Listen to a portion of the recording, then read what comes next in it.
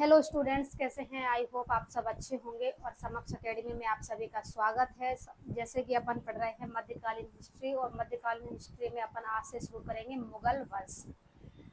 मुगल वंश में अपन सबसे पहले शुरू करेंगे आज बाबर, जिसको मुगल वंश का संस्थापक माना जाता है। मतलब दिल्ली सल्तनत का अंत हो चुका है, अब अपन सेपरेट एक वंश पढ़ेंगे, मुगल वंश।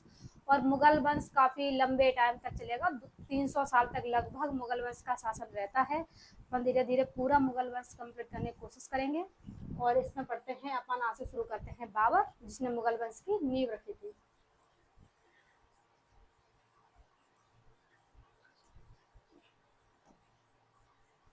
बाबर का भारत पर शासन, मतलब बाबर ने भारत पर शासन शुरू किया था 1526 से 1530 तक। 1526 से 1530 तक बाबर का भारत पर शासन रहा।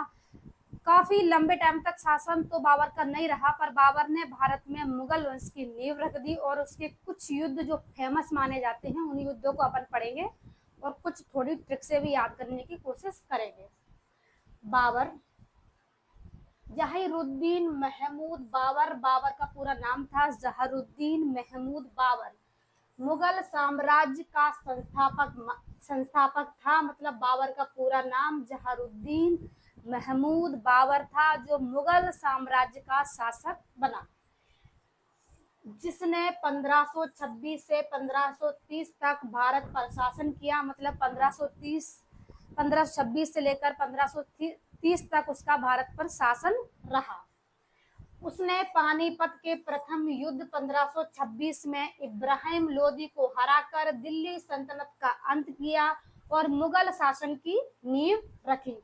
इब्राहिम लोदी जिस वक्त बाबर भारत आया था, उस वक्त दिल्ली सल्तनत पर शासन कर रहा था इब्राहिम लोदी, जिसकी शासन व्यवस्था शायद कुछ ठीक नहीं थी, और उसके ही सगे संबंधियों ने उसका मारने का षड्यंत्र रखा और बाबर को भारत आने के लिए आमंत्रित किया। इब्राहिम लोदी के कुछ सगे संबंधियों को बुलाने पर ही बाबर भारत आया था। पर जिस समय बाबर भारत आया था, उस समय बाबर की आर्थिक स्थिति सही नहीं थी, क्योंकि बाबर अपने जो निजी स्थान मुल्तान फरगान से हार चुका था, और इसीलिए बाबर ने भारत में आने के बाद इब्राहिम लोदी की हत्या करी और दिल्ली सल्तनत में मुगल साम्राज्य की नींव रखी, या फिर ऐसा कहा जा सकता है कि अखंड मुगल साम्राज्य स्थापित किया। तो काफी लंबे टाइम तक चलेगा। मतलब मुगल शासन की नींव रखी। बाबर तैमूर वंश का एक प्रमुख शासक था, जो वर्तमान में उज्बेकिस्तान के फरगान क्षेत्र का शासक था। मतलब फरगान क्षेत्र का शासक था। मतलब बाबर ने अपने आप को तैमूर वंश का बताया जाता है कि बाबर अपने पिता की तरफ से तैमूर का 5वां वंशज था। ऐसा बाबर ने कहा कि मैं तैमूर वंश का शासक हूँ। अब बाबर के कुछ युद्ध पढ़ते हैं।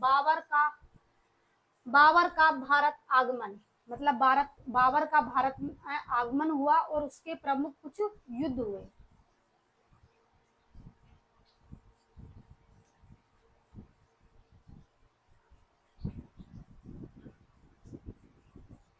मध्य एशिया के उज्बेकों के दबाव के कारण बाबर भारत पर आक्रमण किया। मतलब मध्य एशिया के कुछ उज्बेक जो लोग थे, उन्होंने बाबर पर दबाव डाला और उस दबाव के कारण बाबर ने भारत पर आक्रमण किया। ये बाबर ने अपने भारत आगमन में बताया। पानीपत का प्रथम युद्ध, जो बाबर का सबसे फेमस माना जाता है। बाबर के कुछ युद्ध हैं जो सबसे फेमस हैं, उसमें एक सबसे फेमस युद्ध है पानीपत का प्रथम युद्ध।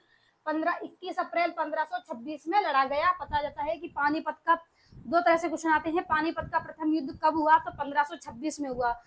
पानीपत का प्रथम युद्ध किसके बीच हुआ? तो बाबर और इब्राहिम लोदी के बीच हुआ, जिसमें इब्राहिम लोदी की हार हुई और इसी युद्ध में इब्राहिम लोदी की मृत्यु हो गई। बाबर ने दिल्ली में मुगल वंश की स्थापना कर ली। इस तरह से दो क्वेश्चन पूछे जाते हैं, ये क्वेश्चन बनने की संभावना जताई जाती है। बाबर और इब्राहिम लोदी, दिल्ली सल्तनत मतलब बाबर और इब्राहिम लोदी के बीच युद्ध हुआ। बाबर ने उस युद्ध में दो नीतियां अपनाई। एक तुलुगमा नीति अपनाई और दूसरे तोप खानों का प्रयोग किया। बाबर ने इस युद्ध में पहली बार तोप खानों का प्रयोग किया, या ये मान लीजिए कि पहली बार युद्ध में तोप खाने नीति की प्रयोग होगी। पहली बार युद्धों में तोपों का प्रयोग किया गया, वो बाबर के द्वारा किया गया। इब्राहिम लोदी मारा गया, मतलब इस युद्ध में इब्राहिम लोदी मारा गया। दिल्ली आगरा पर बाबर का अधिकार हो गया। आगरा वो जो सिकंदर लोदी ने, मतलब सिकंदर लोदी ने आगरा शहर बसाया था, उस आगरा और दिल्ली पर बाबर का शासन हो गया। अब दूसरा युद्ध बाबर का खानवा का युद्ध 1527 में। 1527 में खानवा का युद्ध हुआ बाबर और राणा सांगा के बीच। राणा सांगा ने बाबर को आवन यानी विदेशी, राणा सांगा ने बाबर को आवन कहा यानी विदेशी कहकर चुनौती दी। राणा सांगा ने बाबर को चुनौती दी, क्योंकि बाबर पहली बार भारत में आया था, तो राणा सांगा ने समझा कि इसकी युद्ध नीतियां या फिर ये इतना अच्छा शासक नहीं बन सकेगा, इसलिए राणा सांगा ने बाबर को चुनौती दी और उस चुनौती के कारण खानवा का युद्ध हुआ। बाबर ने गाजी धर्म युद्धों की उपाधि को जीता, मतलब बाबर को गाजी की उपाधि मिली। युद्ध में जीतने के बाद बाबर को गाजी की उपाधि धारण की किसने? बाबर ने।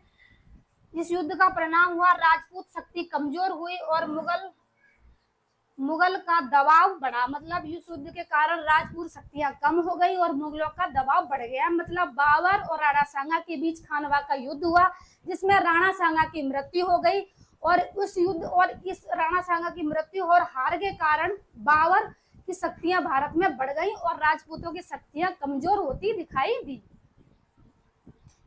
अब पढ़ते हैं अपन चंदेरी का युद्ध। चंदेरी का युद्ध 1528 में। 1526 में पानीपत का प्रथम युद्ध हुआ।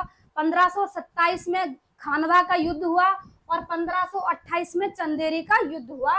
बाबर और मोदीना राय, मतलब मोदीना राय एक राजपूत शासक थे जिनके बीच चंदेरी का युद्ध हुआ, जो मध्य प्रदेश के क्या लिखा है, कब्जा किया, जिस कारण बाबर ने मध्य प्रदेश पर कब्जा किया। आगरा तक आ गया था, तो बाबर ने मध्य प्रदेश के सभी राज्यों को जीतने की कोशिश की। अब पढ़ते हैं घाघरा का युद्ध 1529 में। बाबर अफगानों और महमूद लोदी और नुसरत शाह बिहार बंगाल क्षेत्र में अफगानों को हराया, मतलब चंदेरी के युद्ध में बाबर ने बिहार और बंगाल पर युद्ध किया और वहां के अफगान शासकों को हराया। बाबर ने कुछ उपाधियां धारण की थी, जैसे युद्ध नीतियों के कारण, युद्ध जीतने के कारण, बाबर की जो युद्ध नीतियां थी उनके कारण बाबर ने गाजी की उपाधि धारण की। अब इसके बाद पढ़ते हैं कि बाबर ने अपनी कुछ और उपाधियां धारण की। मुगल साम्राज्य की स्थापना की 1526 में। ये बाबर ने एक बहुत बड़ी उपाधि धारण की, क्योंकि आगे चल के बाबर के बाद हुमायूं, अकबर, जहांगीर, तो ये सारे शासक बनते गए। इसी कारण संस्था अच्छी, मतलब बाबर का जो संस्थापक था, शासक का जो करने की नीतियां थी वो आगे अच्छी चली, इसलिए बाबर को मुगल वंश का संस्थापक माना गया। तोप खानों और नई युद्ध रणनीतियों का प्रयोग किया। बाबर ने अपनी युद्ध नीतियों में तोप खानों और कई युद्धों की नई रणनीतियों का प्रयोग किया। बरनामा उसकी आत्मकथा, जो कि तुर्की भाषा में लिखी गई थी। बाबर की एक आत्मकथा थी, उसका नाम था बाबरी भी कहते हैं और बरनामा भी कहते हैं। जो बाबर की आत्मकथा के बारे में लिखा गया था वो तुर्की भाषा में लिखी गई थी। आगरा को राजधानी बनाया। बाबर ने दिल्ली की जगह आगरा को राजधानी बनाया, पर आगरा के बाद फिर राजधानी दिल्ली हो जाएगी और अकबर के शासन काल में अकबर दोबारा राजधानी आगरा बनाएगा, पर आगरा राजधानी ज्यादा लंबे टाइम तक नहीं रहेगी, इसलिए दोबारा शासन फिर दिल्ली में पहुंचेगा। बाबर की मृत्यु 26 सितंबर 1530 को आगरा में बाबर की मृत्यु हुई। मतलब बाबर की मृत्यु कहाँ हुई? 26 सितंबर 1530 में बाबर की मृत्यु हुई आगरा में। कब? पहले आगरा में सबसे पहले उसकी कब्र को आगरा में बनाया गया, बाद में काबुल यानी अफगानिस्तान में स्थानांतरित किया गया। बाबर की जो ये कब्र जो अफगानिस्तान में बनी थी, ये काफी टाइम के बाद बनी थी, क्योंकि बाबर ने अपनी आत्मकथा बाबरी तुगलक ये बाबरी में जो लिखा था कि मेरे मरने के बाद मेरी अस्थियों को काबुल में दफनाया जाए, जहाँ का वो शासक था। ये सी बाबर की इच्छा थी, इसलिए बाबर की अर्थियों को दोबारा से आगरा से खोदा गया और काबुल में ले जाया गया।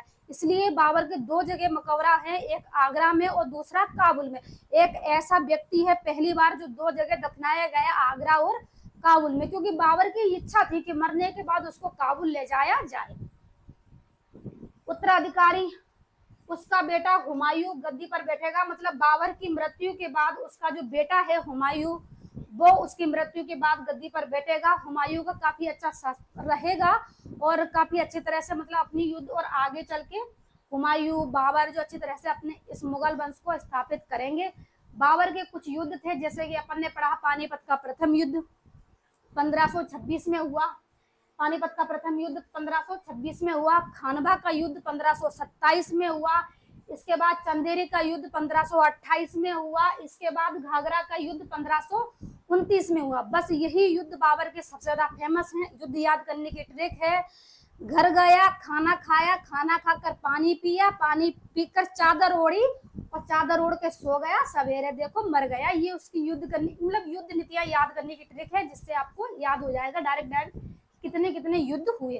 और कंटिन्यू उसके 26 से 27, 28 और 29 तक बराबर युद्ध चले और 30 में बाबर की मृत्यु हो गई। तो लगभग इतना ही बाबर का शासन रहा। अपन पढ़ते हैं निष्कर्ष के बारे में। निष्कर्ष का मतलब होता है ये पूरे बाबर ने जो बाबर की जो जीवन रचना थी या बाबर ने अपनी मुगल वंश स्थापित किया, तो उसका क्या क्या निष्कर्ष था, या मुगल वंश स्थापित करने के बाद उसने क्या क्या किया, जो समझने की कोशिश अपन करते हैं। बाबर ने केवल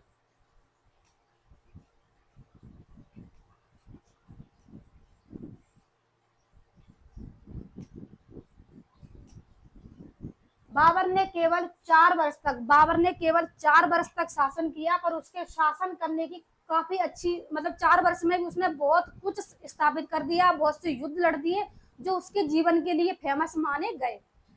4 वर्ष तक शासन 1526 से 1530 तक किया, मतलब बाबर ने मात्र 4 वर्ष तक शासन किया, लेकिन उसकी मुगल साम्राज्य की नींव रखी। लेकिन उसने इन्हीं 4 वर्षों में एक वंश स्थापित कर दिया, एक मुगल साम्राज्य की नींव रख दी। उसके युद्ध कौशल और प्रशासनिक सुविधाएं, मतलब उसके युद्ध कौशल के कारण वो फेमस हुआ, क्योंकि 4 वर्ष का शासन किया और उसके तीनों चारों युद्ध बहुत फेमस माने गए, डायरेक्ट पेपर में पूछे जाते हैं। भारत में एक नए युग की शुरुआत की, मतलब बाबर ने भारत में एक नए युग की शुरुआत की। आगे अपने बाबर में बस इतना ही, आगे अपन इसके बाद पढ़ेंगे हुमायूं। आई होप कि आपको ये वीडियो अच्छा लगा हो, जिसमें अपन ने मुगल वंश को कवर करने की कोशिश, मतलब मुगल वंश के संस्थापक बाबर को कवर करने की कोशिश की है। मुगल वंश के संस्थापक बाबर को आपने देखा कि बाबर ने भारत में मुगल वंश की नींव रखी।